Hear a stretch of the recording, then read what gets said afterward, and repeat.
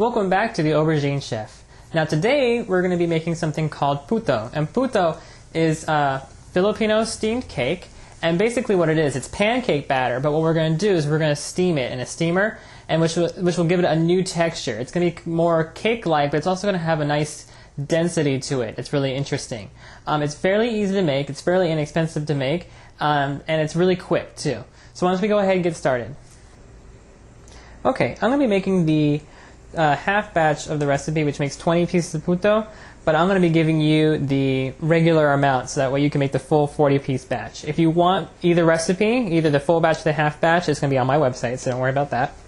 So first thing we need is 1 pound and 6 ounces of all-purpose flour.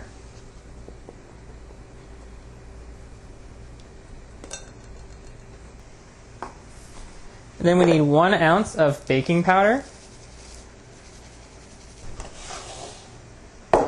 Okay, and then we're going to go ahead and sift it in.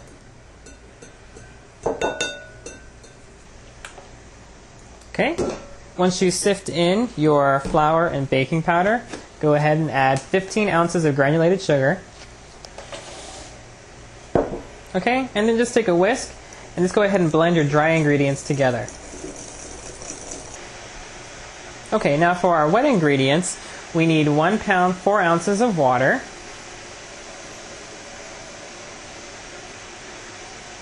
Eight ounces of evaporated milk. And then we need 1 egg. Now remember, I'm doing a half batch, so I only need half an egg. Every egg weighs 2 ounces, about. So all I need to do is whisk my egg together and then pour out 1 ounce. I need 4 ounces of melted butter that I'm going to put in while whisking. This has been melted and slightly cooled.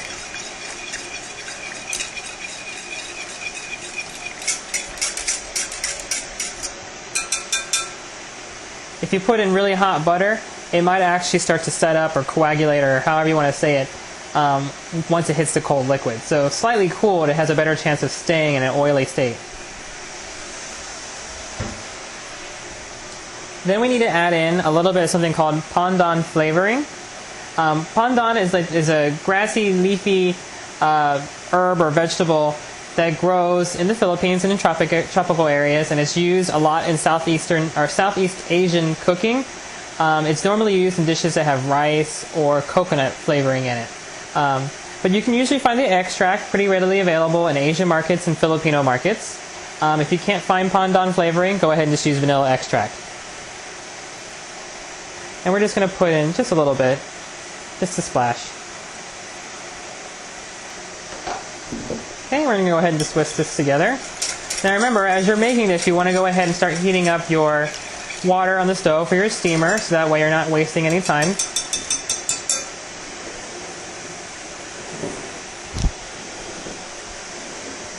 Okay, once all of your ingredients are mixed together, go ahead and add your liquid ingredients to your dry ingredients while whisking.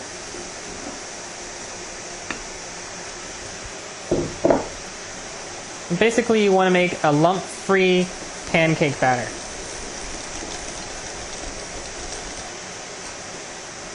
Okay, once you're all mixed together, go ahead and get your individual silicone cupcake molds ready. Now mine are ridged, but if you can find non-ridged molds, that would be better, mostly because they're just easier to clean.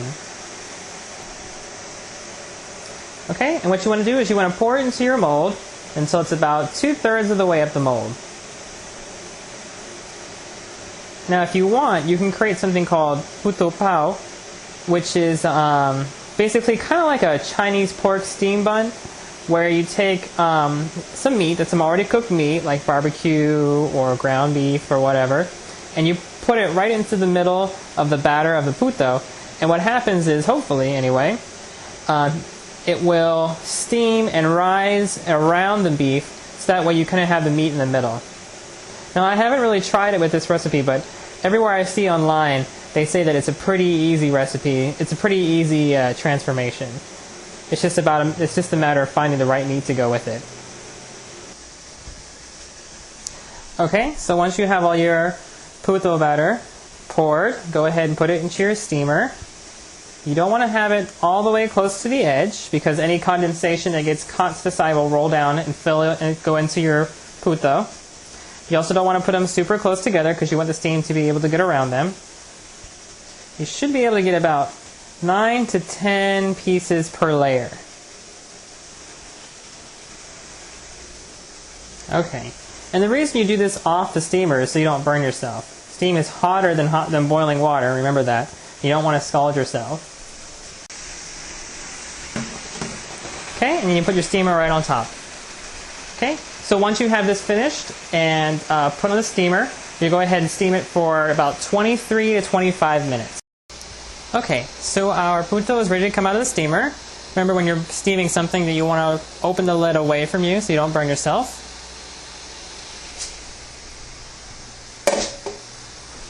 Okay, and as you can see, our puto is light and fluffy from all the steaming. Let's go ahead and take it off the steamer. Now every once in a while, your puto, so the silicone molds actually, will collect water in it. And you want to make sure you want to dump out that water, because what could happen is you might end up with a piece of puto like this.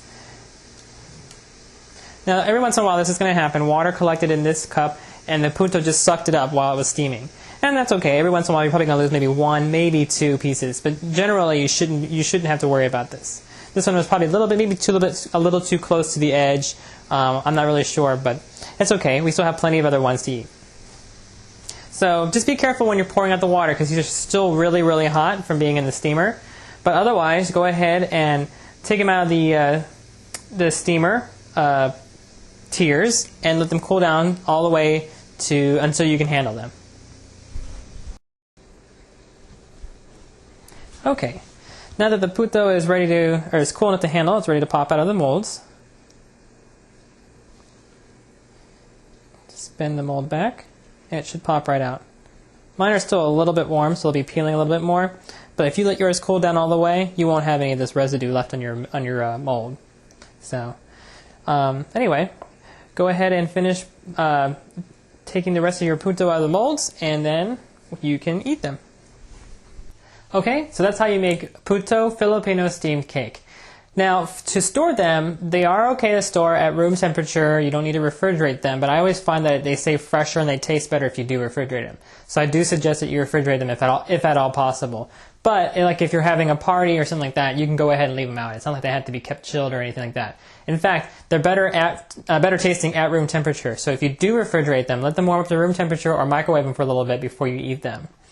And the silicone molds, if they have that residue on it, like from if it didn't peel off all the way or whatever, it's easier to let them soak in hot soapy water for a little while, maybe like an hour or two, and then the stuff will come right off. It's easier to clean that way, and it takes the pressure off of having to scrub each cup individually. It saves you a little bit of time. But anyway, I hope you learned a lot today, and remember, the Aubergine chef, demystifying dessert one recipe at a time.